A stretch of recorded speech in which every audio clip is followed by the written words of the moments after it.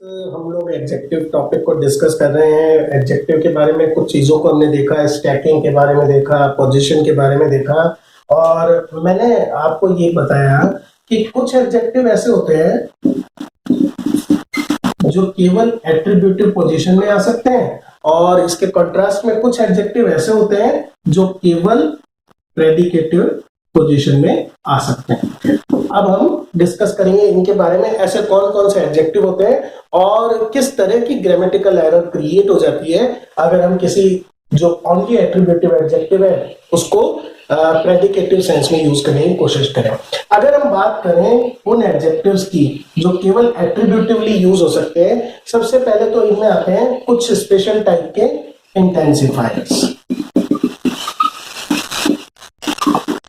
देखिए, मैं बार बार ये बात आपको बोलता हूं कि ये जो टर्म्स हैं, टेक्निकल टर्म्स हैं, इनका कोई बहुत बड़ा सिग्निफिकेंस नहीं है ग्रामर को समझने में। बस हाँ, ये जरूर है कि जिनका फील्ड है, ये ग्रामर है, लिंग्विस्टिक्स है, उनको पता होना चाहिए। अदरवाइज आपको सिर्फ ये आइडिया होना चाहिए कि इंटेंसिफायर क्या होगा। इंटेंसिफायर का रोल होता है किसी चीज, किसी जैसे जिस नाउन से पहले ये इंटेंसिफायर लगता है उस नाउन के बारे में ये एक सेंस देगा कि बहुत ज्यादा इंटेंसिटी उसकी क्रिएट कर देगा। तो कुछ ऐसे इंटेंसिफायर जो एडजेक्टिव का काम करते हैं, उनके अंदर हमारे पास है अटर, जिसका मतलब होता है कंप्लीट सेंस के अंदर अटर या फिर शेयर, ठीक है। और इसके अंदर हम ले सकते हैं मेन, ठीक है। देखिए एक सेंटेंस देखिए, this is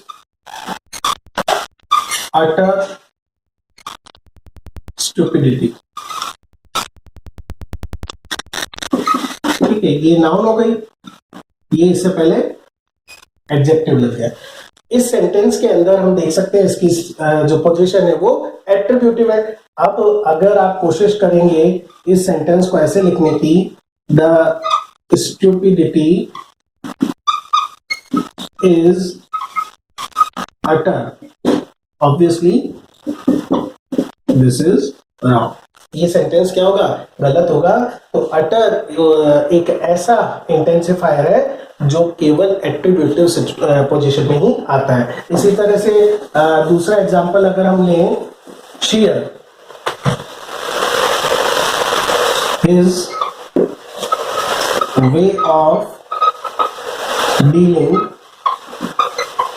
is share nonsense. यहां पर आप देख सकते हैं share, complete nonsense, okay. Even देखिए, जब हम इंटेंसिफायर की बात करें, कंप्लीट अपने आप में जो कंप्लीट है, कंप्लीट फेलियर, कंप्लीट फेलियर, यहां पर भी ये कंप्लीशन का सेंस है। आप इसको इस तरह से यूज नहीं कर सकते, द फेलियर इज कंप्लीट। लेकिन जब हम कंप्लीट प्रोजेक्ट के बारे में बात करेंगे, जैसे दिस इज कंप्लीट होमवर्क, यहां पर भी आप क्या इस तरह से सेंस, कंप्लीट होमवर्क मतलब इट इज टोटल होमवर्क, तो क्या आप ये यूज कर सकते हो, द होमवर्क इज कंप्लीट। वहां पर जो कंप्लीट का मीनिंग होगा वो इस कंप्लीट होमवर्क से बिल्कुल अलग होगा। यही चीज मैंने आपको ये बात बताई थी कि कुछ ऐसे पर्टिकुलर एडजेक्टिव्स होते हैं, एट्रीब्यूटिव में उनका सेंस अलग निकलता है, और जब वो प्रेडिकेटिव सिचुएशन में यूज होते हैं, पोजीशन में यूज होते हैं, तो उनका मीनिंग बिल्कुल अलग निकलता है। जबकि अटर, शेयर या मेन, ये कुछ ऐसे इंटेंसिफायर है जिनको आप प्रेडिकेटिव में यूज कर ही नहीं सकते। सेकंड जो क्लास है ऐसे एट्रीब्यूटिव एडजेक्टिव्स की जो केवल यूज हो सकते हैं एट्रीब्यूटिव पोजीशन में, उनको हम बोल सकते हैं रेस्ट्रिक्टिव। रेस्ट्रिक्टिव का काम होता है लिमिट करना, जैसे इंटेंसिफाई करना वैसे ही रेस्ट्रिक्ट करना, लिमिट करना। इसके अंदर जैसे अगर हम बात करें ओनली, बहुत कॉमन है ये, ठीक है। या फिर अगर हम बात करें सोल, या इवन वेरी। वेरी देखिए, वैसे तो एक एडवर्ब के रूप में ज्यादा काम में हम जानते हैं इसको, लेकिन वेरी कई बार नाउन से पहले भी आ सकता है। जैसे this is the very book, this is the very book I was talking about, I was talking about. अब आप अगर सोचें यहाँ पर बुक ये एक नाउन है और वेरी यहाँ पर एडवर्ब नहीं है। जनरली वेरी जो है एडजेक्टिव से पहले लगता है, जैसे वेरी हॉट तो उस सेंस के अंदर वेरी एक एडवर्ब है क्योंकि वो एक एडजेक्टिव को मॉडिफाई कर रहा है, लेकिन यहाँ पर वेरी जो है वो एक एडजेक्टिव ही है और ये एडजेक्टिव कैसा है, रेस्ट्रिक्टिव है, टिपिकल केवल इसी बुक के बारे में। इसी तरह से the only thing we need is patience। यहां पर भी अगर आप देखेंगे only thing, ये नाउन हुआ और ये यहां पर इसके लिए एडजेक्टिव का यूज किया गया है। ये जो रेस्ट्रिक्टिव क्लास है एडजेक्टिव्स की, ये भी केवल कैसे होती है, एट्रीब्यूटिवली ही यूज होती है। कुछ और बात करते हैं आप एट्रीब्यूटिव के बारे में ही।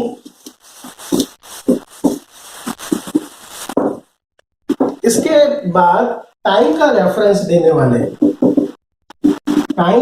देने वाले कुछ ऐसे एडजेक्टिव हैं जो केवल एट्रीब्यूटिवली ही यूज हो सकते हैं, जैसे लेटर या फॉर्मर। इसी तरह से फिजिकल पोजीशन को रेफर करने वाले कुछ ऐसे एडजेक्टिव हैं जो केवल एट्रीब्यूटिवली यूज हो सकते हैं, जैसे इनर, आउटर, ठीक है, ये सारी चीजें क्या है, या फिर आउटडोर, इनडोर, ये सारे जो एडजेक्टिव है, ये सारे एडजेक्टिव दोस्तों एट्रीब्यूटिवली यूज होते हैं। इनको आप जैसे he is the former MLA, okay, the MLA is farmer। Obviously ये सेंटेंस क्या होगा, ग्रामेटिकली गलत होगा, क्योंकि यहां हमने कोशिश क्या करी है, इस नाउन के बाद इसको रखने की कोशिश करी है, लेकिन ये एक ऐसा एडजेक्टिव है फॉर्मर जो टाइम रेफरेंस दे रहा है, जो केवल एट्रीब्यूटिवली ही यूज हो सकता है। कुछ ऐसे भी एडजेक्टिव हैं दोस्तों जिनका मीनिंग बिल्कुल अलग होता है एट्रीब्यूटिव और प्रेडिकेटिव सेंस में। एक बड़ा ही मजेदार इसमें हम केस ले सकते हैं, जैसे कि ओल्ड का, he is an old friend, ठीक है,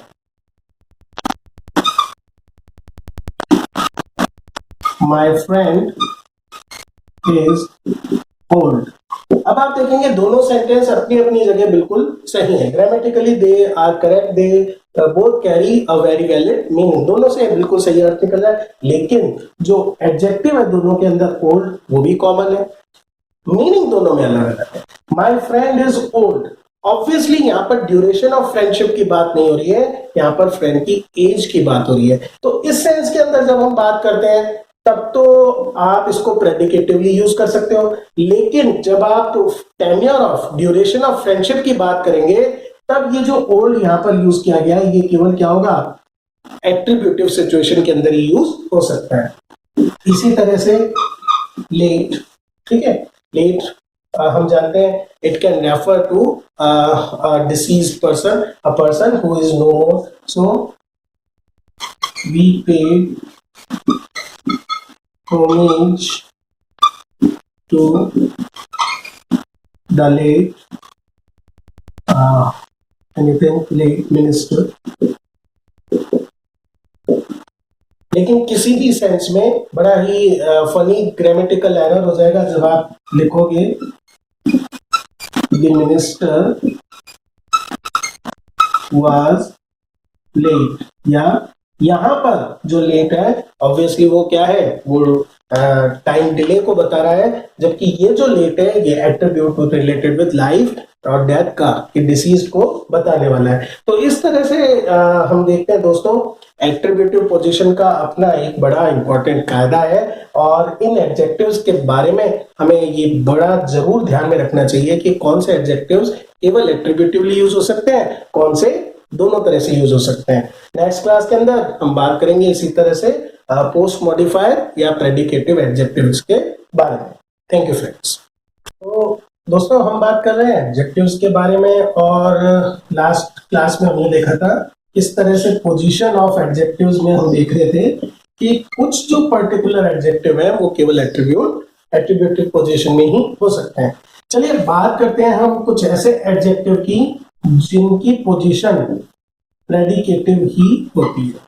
कहने का मतलब है कि जो एडजेक्टिव्स केवल प्रेडिकेटिव सिचुएशन में यूज हो सकते हैं, या इनको हम, जैसे मैंने आपको पहले ही बताया था, पोस्ट मॉडिफायर्स बोलते हैं। या मैं थोड़ा सा आपको एक चीज हम डिस्कस कर लेते हैं कि जो प्रेडिकेटिव या पोस्ट मॉडिफायर एडजेक्टिव होते हैं, एक क्लॉज में इनका जो फंक्शन है वो फिक्स है, और वो फंक्शन है कॉम्प्लीमेंट का। आप में से जिन भी स्टूडेंट्स ने कॉम्प्लीमेंट्स के बारे में पढ़ रखा है, दे नो वेरी वेल कि कॉम्प्लीमेंट बेसिकली सब्जेक्ट या ऑब्जेक्ट के बारे में एडिशनल इंफॉर्मेशन देने का काम करता है। एक कॉम्प्लीमेंट नाउन भी हो सकता है, और जैसा कि अपन देख रहे हैं वो एक एडजेक्टिव भी हो सकता है। वर्ब्स भी फिक्स हैं, हमेशा हर वर्ब के साथ कॉम्प्लीमेंट नहीं आता।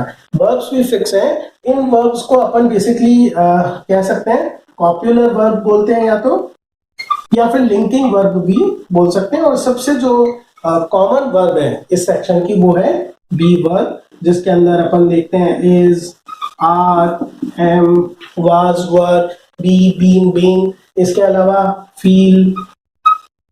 ठीक है, ये कुछ ऐसी वर्ब्स हैं जो कॉप्युलर या लिंकिंग वर्ब का काम करती हैं, और इनमें सब्जेक्ट और वर्ब और उसके बाद आने वाला जो एलिमेंट होता है, जैसे अगर अपन देखें ही इज सैड, ओके, तो यहाँ पर ये जो मेन वर्ब का काम हो रहा है बी का, ये जो पोर्शन है यहाँ पर ये एक एडजेक्टिव है, और फंक्शन ये किसका कर रहा है, ये क्वालिटी बता रहा है, ये एक कॉम्प्लीमेंट कर रहा है, ये एक डिस्क्रिप्शन दे रहा है, मॉडिफाई कर रहा है इस सब्जेक्ट को। तो ये क्या है, इसका सब्जेक्टिव कॉम्प्लीमेंट है। तो जितने भी प्रेडिकेटिव प्रेडिकेटिव एडजेक्टिव्स होते हैं वो बेसिकली कॉम्प्लीमेंट का काम करते हैं। वो ऑब्जेक्ट के कॉम्प्लीमेंट भी हो सकते हैं और सब्जेक्ट के भी कॉम्प्लीमेंट हो सकते हैं।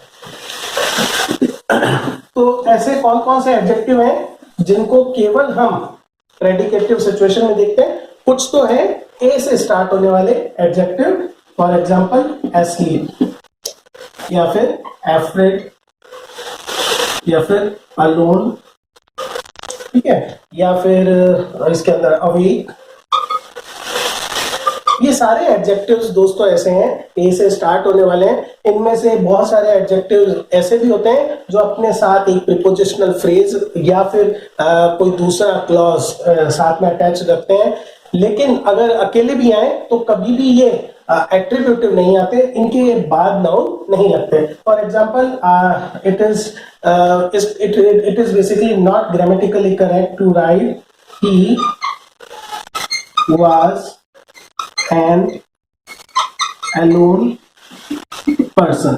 यहां पर अगर हम देखें ये नाउन हुई और ये एडजेक्टिव हुआ, और पोजीशन क्या हुई इसकी, नाउन से पहले, लेकिन this is not correct, it is wrong. He was alone, now this one is correct। ठीक है, ये बात हुई। यहां तो ये सब्जेक्ट है और सब्जेक्ट का कॉम्प्लीमेंट हो गया। अगर ऑब्जेक्ट का कॉम्प्लीमेंट होगा तो कैसे यूज होगा, जैसे आई फाउंड हिम alone। अब देखिए यहां पर ये तो हुई वर्ब, ये हुआ इसका ऑब्जेक्ट, ठीक है, और ये अलोन किसके लिए आया है, ये अलोन आया है इस हिम के लिए। तो ये कॉम्प्लीमेंट तो है, लेकिन कॉम्प्लीमेंट किसका है, ऑब्जेक्ट का कॉम्प्लीमेंट है, सब्जेक्ट का नहीं है। एक और मैं आपको एग्जांपल से समझाता हूं।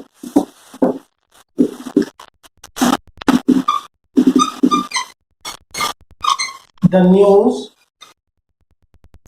Made her sad. इसमें भी अगर अपन देखें, ये आपका हो गया सब्जेक्ट, ये हो गया आपके पास वर्ब, ये इसका ऑब्जेक्ट, और वापिस से जो सैड है ये कॉम्प्लीमेंट का काम कर रहा है। ये बेसिकली एडजेक्टिव तो है, काम किसका कर रहा है, ऑब्जेक्ट के कॉम्प्लीमेंट का, और इसकी पोजीशन भी क्या कहेंगे हम, इसकी पोजीशन भी प्रेडिकेटिव ही है। तो ये एक तो पार्ट हुआ, ए से स्टार्ट होने वाले जो कुछ एडजेक्टिव होते हैं जो किसका काम करते हैं, जो प्रेडिकेटिव सिचुएशन पोजीशन पे ही आते हैं। इसके अलावा फ्रेंड्स कुछ जो एडजेक्टिव्स हैं जो हमारी वेलबींग को बताते हैं, जो हमारी फिजिकल या मेंटल स्टेट को बताते हैं, ऐसे एडजेक्टिव भी हम यूज करते हैं केवल प्रेडिकेटिव सिचुएशन में। जैसे ही इज फीलिंग, फीलिंग तो थोड़ा सा ज्यादा हो जाएगा, उसकी वजह में ही इज इल, सिंपल अगर अपन देखें, या he is not, he isn't well अगर हम यहां पर देखें, या फिर हम ये भी देख सकते हैं ही वाज फेइंग। ये बेसिकली ये सारे जो एडजेक्टिव्स हैं ये फिजिकल या mental being state of being को बता रहे हैं। तो ये जो पर्टिकुलर एडजेक्टिव है ये भी प्रेडिकेटिव में हो सकता है। देखिए जहां तक इल की बात है, अगर ये कंपाउंड एडजेक्टिव की तरह यूज होता है, जैसे इल टाइम्ड, तो ये कंपाउंड हो गया, तब ये एट्रीब्यूटिव हो सकता है। जैसे it was an ill timed advice, तब ये यहां पर क्या हो सकता है, एट्रीब्यूटिवली यूज हो सकता है, लेकिन उसके लिए इसका किसी के साथ कंपाउंडेशन होना जरूरी है, अदरवाइज सिंगल और इस सेंस में यूज होगा तो ये केवल प्रेडिकेटिवली ही यूज होता है। तो मेडिकल कंडीशन बताने वाले कुछ ऐसे ये होते हैं जो प्रेडिकेटिव के सेंस में यूज किए जाते हैं। तो ये तो हुई बात दोस्तों पोजीशन की। इनकी पोजीशन इस तरह से हमने देखा 3 हो सकती हैं, एट्रीब्यूटिवली हो सकते हैं, प्रेडिकेटिवली हो सकते हैं, और कुछ रेयर केसेस हैं जिसको हमने पोस्ट पॉजिटिव एडजेक्टिव्स के रूप में समझा। अब आती है बात ऑर्डर। ऑर्डर से हमारा मतलब ये है खासकर प्रेडिकेटिव एट्रीब्यूटिव पोजीशन के अंदर अगर हम एक से ज्यादा एडजेक्टिव्स यूज कर रहे हैं तो वो एडजेक्टिव जो क्वालिटीज हैं वो अलग अलग क्वालिटीज को बता सकते हैं। हालांकि there is no very strict rule regarding this, but there is a general tendency to follow an order. एक पर्टिकुलर ऑर्डर को हम फॉलो करते हैं। वो ऑर्डर मैं आपको बता देता हूं, उसमें से कुछ ऐसे एलिमेंट्स हैं जिनको हम शफल कर सकते हैं, आगे पीछे कर सकते हैं, लेकिन कुछ रूल्स जो है वो फिक्स है। सबसे पहला एडजेक्टिव जो होता है वो हमेशा आता है ओपिनियन रिलेटेड, या फिर जिसको हम कह सकते हैं सब्जेक्टिव, जो उस नाउन की इनहेरेंट क्वालिटी को नहीं बताता, जो हमारे ओपिनियन को बताता है। तो पहला जो एडजेक्टिव आएगा वो हमेशा ओपिनियन या सब्जेक्टिव एडजेक्टिव आएगा। सेकंड, उसके बाद हम बात करेंगे उस एडजेक्टिव के साइज की। उस पर्टिकुलर नाउन का साइज बताने वाला है। साइज में आप जैसे बता सकते हो लॉन्ग है या शॉर्ट है, इस टाइप से कोई जो एडजेक्टिव होते हैं फिर वो आते हैं। नेक्स्ट जो नंबर है वो है क्वालिटी। क्वालिटी के अंदर कैसा उस टाइप का आ सकता है, ही इज बिजी, या फिर और कोई he is very famous, infamous, इस टाइप से। फिर उसके बाद नंबर 4 के ऊपर एज, एज के अंदर ओल्ड या न्यू, इस टाइप से आप बता सकते हो। फिर उसके बाद शेप, शेप के अंदर हम बता सकते हैं जो पर्टिकुलर उसका पर्टिकुलर शेप है, जैसे कि राउंड है या फिर फ्लैट, इस टाइप से। फिर उसके बाद कलर एडजेक्टिव, कोई भी कलर जो उस पर्टिकुलर नाउन का अगर आप बताना चाहें वो कलर हो गया। यहां तक ये जो एडजेक्टिव्स हैं इसके अंदर ओपिनियन और क्वालिटी, ये दो एडजेक्टिव ऐसे हैं जो टोटली एक टाइप के परसेप्शन पर बेस्ड होते हैं, जबकि साइज, एज, शेप और कलर ये बेसिकली इनहेरेंट होते हैं, विजिबल होते हैं। इसके बाद जिन एडजेक्टिव्स को हम यूज करते हैं वो एडजेक्टिव्स होते हैं कलर के बाद पार्टिसिपल्स। जब भी आप यूज कर रहे हो एक पार्टिसिपल को एडजेक्टिव के रूप में, तब यहाँ पर हम क्या यूज करते हैं, उसको कलर के बाद यूज करते हैं, चाहे वो प्रेजेंट पार्टिसिपल के रूप में हो या पास्ट पार्टिसिपल के रूप में यूज हो। जैसे कि हम यूज करें अगर इंटरेस्टिंग या फिर ब्रोकन, ठीक है। नेक्स्ट आपका है इसके अंदर पार्टिसिपल के बाद ओरिजिन। ओरिजिन से मतलब है पर्टिकुलर उस नाउन का ओरिजिन कहां पर हुआ है, जैसे इंडियन इन दिनों बड़ा फेमस जो बात हुई कि this is a Chinese virus, Chinese, तो ओरिजिन जो बताए उसके लिए अपन वो ओरिजिन का एडजेक्टिव हो गया। उसके बाद आपके आते हैं इसमें मटेरियल।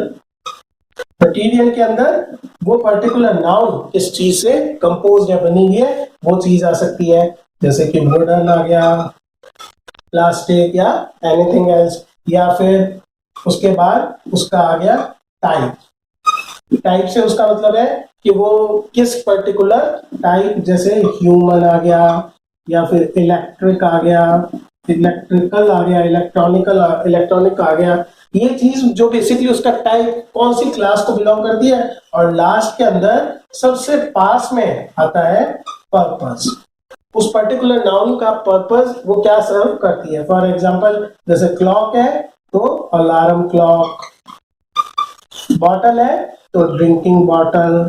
तो ये देखो, ये जो मैंने यहाँ पर दो यूज करे एडजेक्टिव, एक पार्टिसिपल टाइप से है और एक नाउन की तरह यूज किया गया है। ये जो ऑर्डर है 10 जो मैंने आपको क्लासिफिकेशन दिए, ऐसा नहीं है कि एक तो बहुत ऑब्वियस बात है ज्यादा से ज्यादा 2 या 3 के ही एडजेक्टिव हम यूज करते हैं, स्टैकिंग करते हैं, कई बार 3 या 4 भी कर देते हैं। रेयरली आप पाओगे 4 से ज्यादा एडजेक्टिव एक साथ एक नाउन के लिए यूज किए गए हैं। बस आपको मेन चीज जो ध्यान रखनी है, सबसे ओपिनियन रिलेटेड को आप सबसे पहले रखें, पर्पस को सबसे लास्ट में रखें। इसके अलावा रेयरली आप पाएंगे कि एडजेक्टिव्स के अंदर आपको बहुत ज्यादा सोचना पड़ेगा। तो ये बेसिकली ऑर्डर ऑफ एडजेक्टिव्स के बारे में था। इससे रिलेटेड छोटी मोटी और कुछ बातें हैं जो हम अपने नेक्स्ट लेसन में करेंगे। Okay friends, thank you.